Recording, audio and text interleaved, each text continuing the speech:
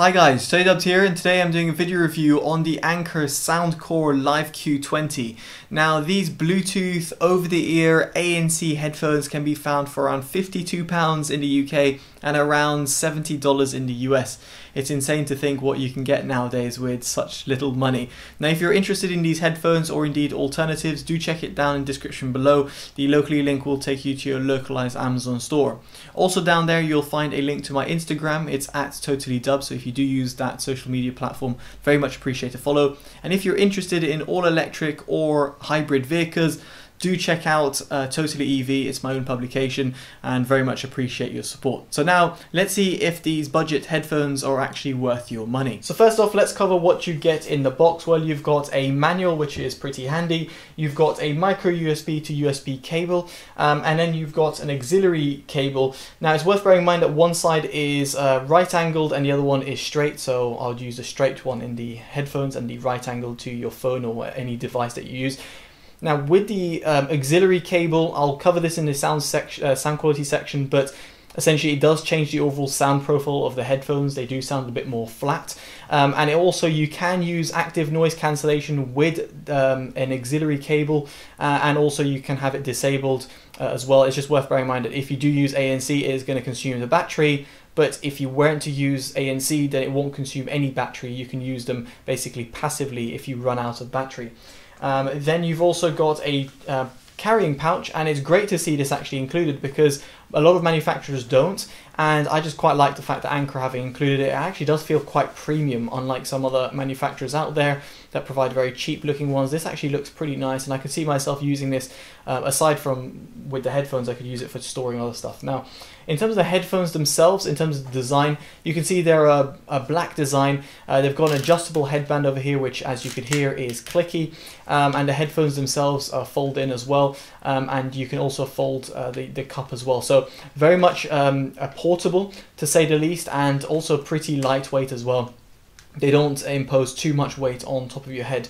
Speaking of which, the headband at the top is very nice and soft and plush, and the cups themselves are also really soft, and it's really surprising to see this on a set of budget headphones. Now for someone like myself who wears glasses while I'm at home, I had no issues wearing these for prolonged amount of hours, and didn't feel any discomfort.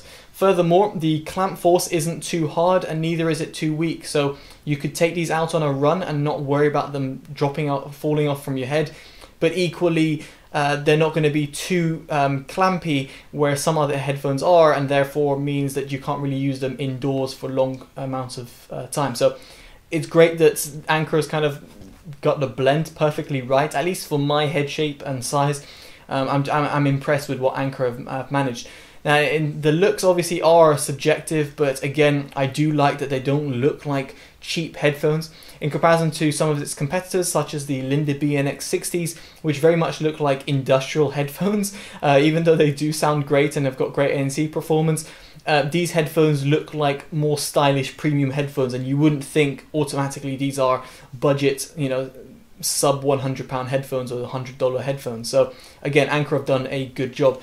Now there's a right and left indicator within the cup, again very handy to see, but you've also got it within the headband as well in case you wanted another port to see that. Now on the right hand side you've got a 3.5mm jack input, as I mentioned before, for the auxiliary. You've got micro USB for charging, and I'll get into battery life in just a bit. And then on the left you've got an on and off button and an ANC or noise cancelling button over here, and they light up differently. So this is blue and then this is green, and you can see if you've had it on enabled before, it will enable by default, and then if you want to switch it off, you just hold it and it does like it just says something, says ANC off, and then there you go. And then likewise when you turn on and turn off, there you're greeted with a little sound. It's pretty simple to use and very easy to pair up to the phone. And in terms of Bluetooth, I'll cover this in the sound quality section, but they support the SBC and AAC codec. There's no aptX codec. I had no issues in terms of connectivity, no problems with latency either.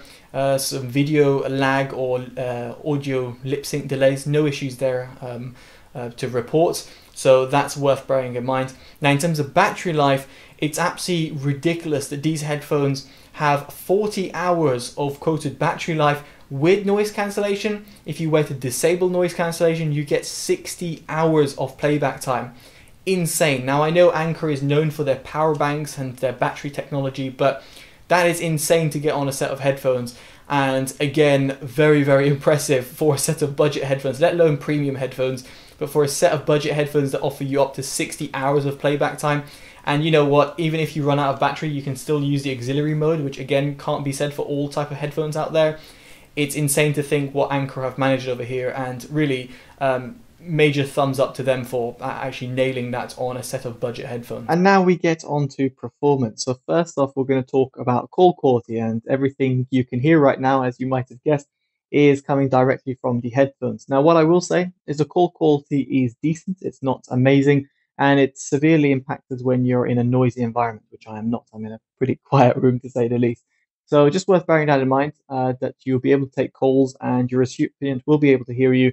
Just bear in mind that if you're going to be in a noisy environment, then it might struggle to pick out your voice from the environment around you. Now, moving on from call quality, we've got active noise cancellation. So yes, these do actually feature active noise cancellation, and to my surprise, they actually do a ridiculously good job at cancelling out noise around you. So if you do want to kind of hone in and you're like, let's say you're on a plane, then these are going to do a really good job. Now, in comparison to its competitors, I would say in comparison to the Lindy BNX60, they're not as competent, and you'll know why in just a second, but on the whole, they do a decent job, and for the price that you're paying, I think you should be absolutely gobsmacked at how well these actually cancel out noise in comparison to cheaper alternatives, such as ones from Tautronics is one that comes to mind. They just do a lot better job. Now, what I mentioned there before is that where the Lindy BNX will do a lot better is because these have some problems when they have ANC enabled. First off, when it comes to your overall sound quality, it's going to be severely affected. Now, it's a known fact that ANC, no matter the price of the headphone, is going to affect the sound quality to some sort of degree. But really, it's the first time where I've tried out headphones with ANC and it severely affects it to the point where the mid-range gets completely dropped altogether, like gone out of the window, and your mid-range and vocals have disappeared. Bass is a little bit emphasized as well. Now, some people will not mind that, but in my case, when it came to listening to it, it's a night and day difference, and I'm pretty sure even an untrained ear will be able to hear the difference. What I'm trying to say over here is that your vocal tracks will be severely affected with ANC. Also, another thing I did notice with ANC is that they do provide a lot of static sound, or static or like white noise that happens in the background. Again, a known fact with ANC headphones, namely in cheaper sets, which will emit more of this white noise, whereas more expensive premium sets, say for example from Bose or let's say Sony, won't have that background noise that can be annoying. But what I did notice with these is that not only is that noticeable with ANC enabled, is that randomly sometimes they even have some popping static noises which pop up every now and then, which is just really random. And now we get onto sound quality, which really did impress, which again was really surprising at this price range. I expected a pretty terrible sound, and that was not the case with these headphones. Now, first off, it is worth bearing in mind, as I just mentioned with the ANC performance, is that if you do enable ANC, it's going to severely impact your sound quality.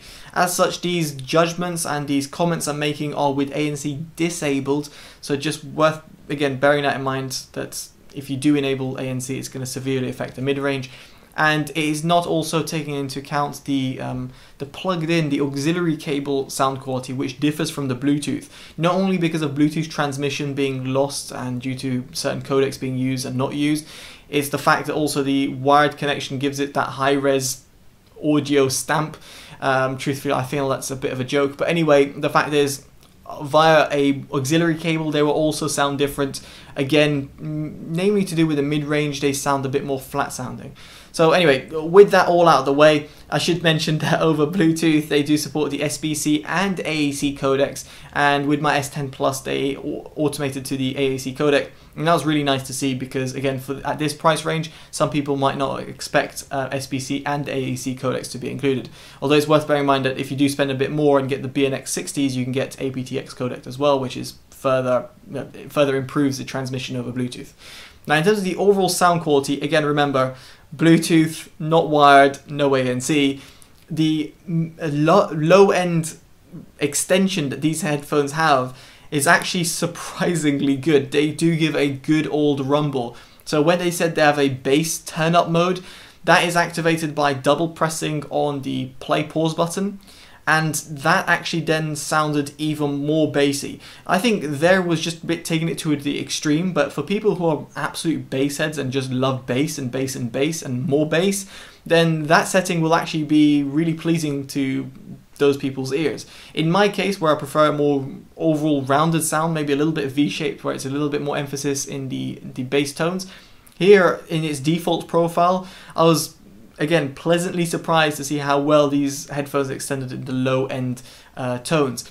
Now, aside from the sub bass, the mid bass is actually pretty strong and punchy, and yet accurate as well. It doesn't sound wobbly or kind of all over the place. It actually sounds pretty on point, and again, very much impressed. Now, they are a little bit overpowering and they do leak into the mid range, whereby the mids do sound recessed, and yes, that's before the ANC would even kicks in. They do sound recessed and pushed back, and do sound a little bit warm sounding, but that's not necessarily a bad thing. Again, considering the price of these headphones, it's actually pretty impressive to see what Anker has achieved in terms of the overall tonality throughout the mid-range tones. So again, to be expected to have a recessed sound, but not to the point where I was like, yeah, these are definitely budget headphones. If I put them up against more premium headphones, I wouldn't even bat an eyelid as to what the difference is between the headphones, because I'd say actually these do compete pretty competently against headphones which are double or triple its price tag in terms of its mid-range.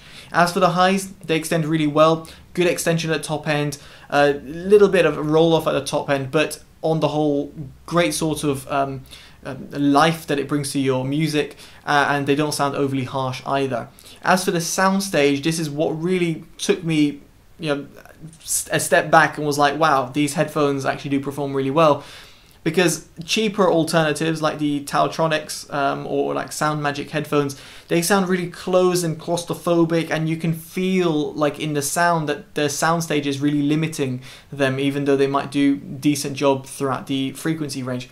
These Anker headphones provide a fantastic instrument width and depth, to the point where I was actually really surprised as to how well these headphones sound. Again, it's all relative. If I'm taking these headphones and taking the Bose NC700s, of course they're not going to sound as good as those headphones, but for their price, and even at sub £100 price tag, these headphones are extremely good in that soundstage department, which again took me by surprise and made me actually enjoy my music, which isn't the same thing that I could say about other budget headphones. Like the Lindy BNX60s, they do sound a little bit closed and lack that width and depth, whereas these headphones really did excel in that department. So again, props to Anker, and I'm truly impressed by them. So as Bluetooth headphones go, and for the price that you're paying, again, you have to be relative to the price that you're paying rather than comparing them to flagship headphones or headphones that cost double or triple its price. These headphones are incredibly good as a budget value Bluetooth headphones. Now, for their ANC portion of them, yes, their ANC is actually impressive for their price, but it does severely impact the sound quality to the point where you might consider not even using the ANC whilst listening to your headphones, because it will severely impact your music. So it's up to you to decide for that. If you own these headphones or are thinking of them, let me know in the comments below as to how you use them. I'd be very much intrigued to hear what you think, and you might even use them in wired mode, which, because you don't actually need Bluetooth at all, you might use them in wired mode, and I'll be, again, very much intrigued to hear your thoughts. Hopefully you've enjoyed this unbiased, unpaid, independent review as always. If you have, make sure you give it a like, subscribe as it always helps, and of course favorite and share to help the channel grow. Alright guys, I've been Totally Dubbed. Take care and bye bye.